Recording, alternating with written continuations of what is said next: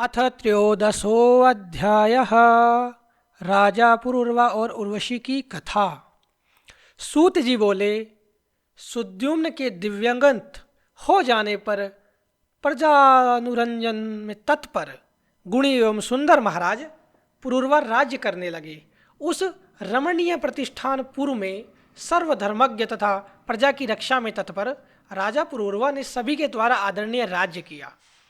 उनकी राज्य मंत्रणा अच्छी तरह से गुप्त रहती थी और उन्हें दूसरे राज्यों की मंत्रणाओं का भी भलीभांति ज्ञान रहता था। उनमें सर्वदा उत्साह शक्ति एवं उत्तम प्रभु शक्ति विद्यमान थी। साम, दान, दंड और भेद, ये चारों नीतियां उन राजा की वशीभूत थी।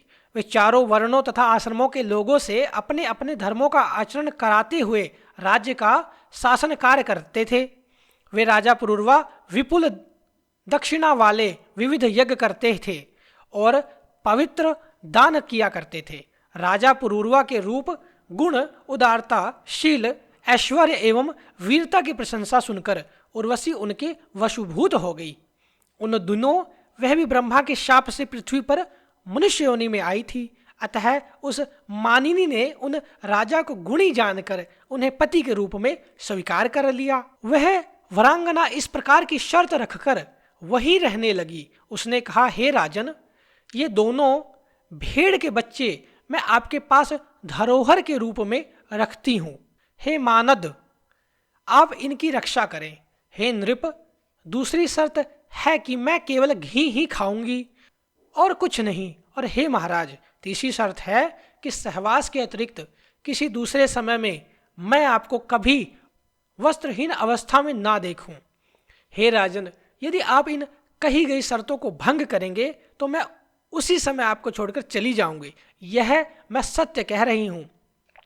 ऐसा कहकर इस प्रकार उस कामिनी उर्वशी ने जो कहा था उसे राजा ने स्वीकार कर लिया और उर्वशी शाप से उद्धार पाने की इच्छा से राजा पुरुरवा को प्रतिज्ञाबद्ध करके वहीं रहने लगी।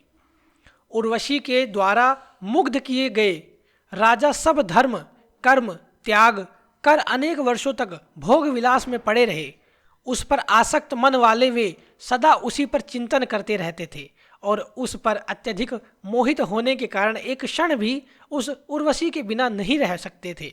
इस प्रकार जब बहुत वर्ष बीत गए तब देवलोक में इंद्र ने अपनी सभा में उर्वशी को अनुपस्थित देखकर गंधर्वों से पूछकर कहा, हे गंधर्वगण, तुम सब लोग वहां जाओ और प्रतिज्ञाबद्ध राजा के घर से भेड़ों को चुराकर उर्वशी को ले आओ, क्योंकि उर्वशी के बिना मुझे यह स्थान अच्छा नहीं लगता। अतः जिस किसी भी उपाय से उस कामिनी को तुम लोग लाओ।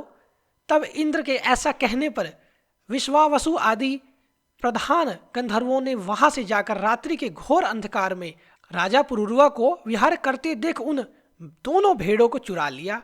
तब आकाश मार्ग में जाते हुए चुराए गए वे दोनों भेड़ जोर से चिल्लाने लगे।